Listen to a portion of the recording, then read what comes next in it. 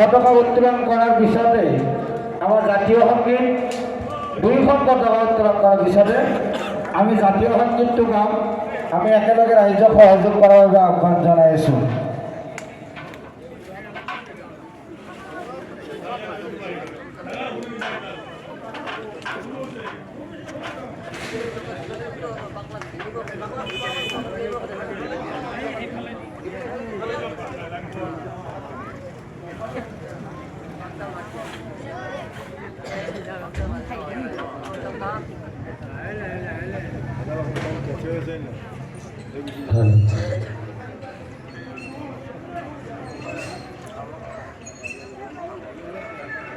আৰো যাব